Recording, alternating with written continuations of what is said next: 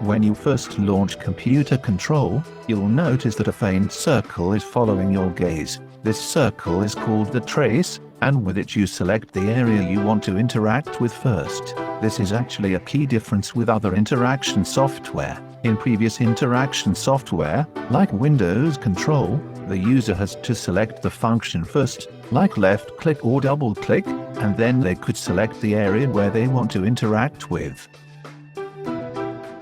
In computer control, however, the user can select the area where they want to do something, and then select what they want to do. This is what Tobii Dynavox calls the interaction-first approach, which enables users to have a more natural and stress-free experience. This approach can also be faster than the function-first approach, especially in an unfamiliar environment, as the user doesn't have to look first where the area they want to interact with is precisely. You may find it annoying or distracting that the trace is continuously visible. Luckily, you can change the opacity in the settings menu. To do this, gaze beneath your screen to access the off-screen menu, go to Settings, into Activation. From there you can adjust the visibility of the trace. As you can see, if you set it to light, the trace becomes barely visible. Additionally, you can pause eye tracking anytime easily by accessing the off-screen menu and selecting the pause button. This is very useful for when you watch a video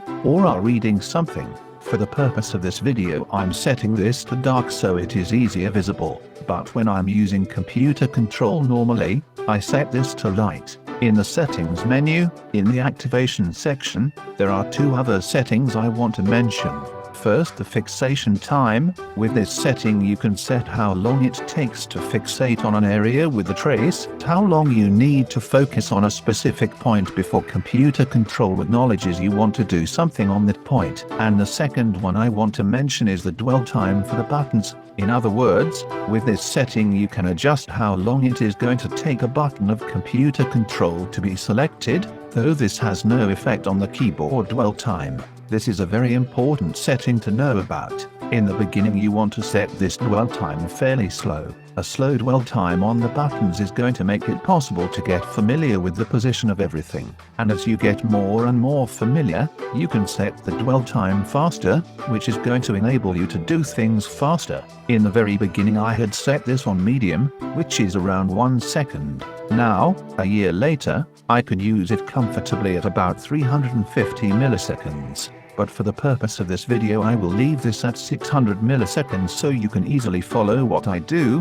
When you fixate on a point, you will see that a button has appeared on the side of the trace. This button is called the Activator, and with it you can access the interaction menu.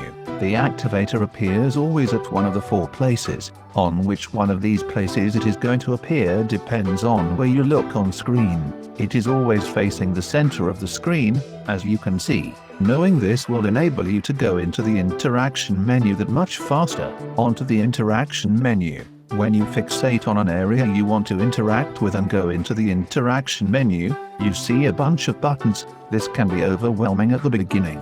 Luckily there's a handy show guide function on the right side of the screen. This will let you look around the menu, look at the buttons without activating it so you can get familiar with everything.